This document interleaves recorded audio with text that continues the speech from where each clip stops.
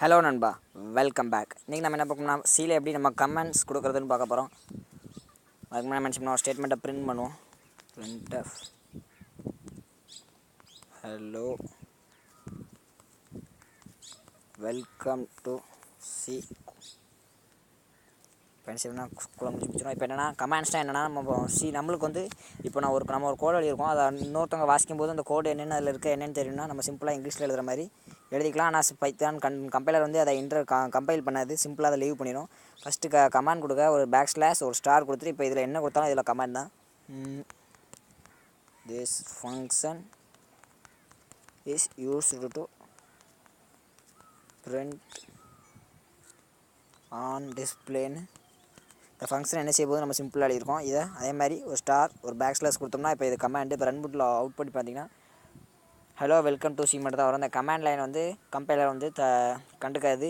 அதான் நம்ம கமெண்ட்ஸ்ன்னு சொல்லுவோம். இப்போ வந்து இது யூசர் அண்டர்ஸ்டாண்டிங் தான் இங்கே நம்ம கமெண்ட் கொடுத்துக்கலாம். சிம்பிளாக this return 0 when all the performance completed.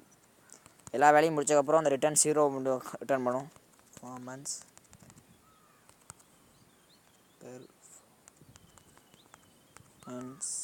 is completed.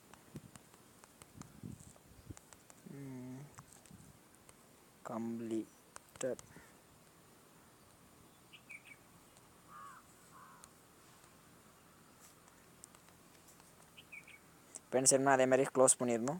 இதை வந்து நம்ம எத்தனை லைன் எழுதிக்கலாம். ஒரு ஸ்டார் வரும், பேக் அண்ட் ஸ்டார். இப்போ ரன் பண்ணிங்கன்னா எந்த ஒரு பிரச்சனையுமே இருக்காது. பார்த்தீங்கன்னா ஹலோ வெல்கம் டு சி மட்டும்தான் வரும். இப்போ இதை சிங்கிள் லைன் கமெண்ட் கொடுக்கணும். சிம்பிளாக அந்த இடத்துல 2 பேக் / யூஸ் பண்ணி ஹலோ இப்படி கொடுக்கலாம். இதுவும் கமெண்ட் தான். சியில் 2 வகையாக கொடுத்துக்கலாம். அப்படியும் கொடுத்துக்கலாம், இல்லை இப்படியும் கொடுத்துக்கலாம். எந்த பிரச்சனையுமே இருக்காது. அவ்வளோதான் நண்பா இன்றைக்கி வீடியோ. இன்றைக்கி நம்ம என்ன எப்படி கமெண்ட்ஸ் கொடுக்குதுன்னு பார்த்தோம். அடுத்த வீடியோவில் சந்திப்போம் நண்பா.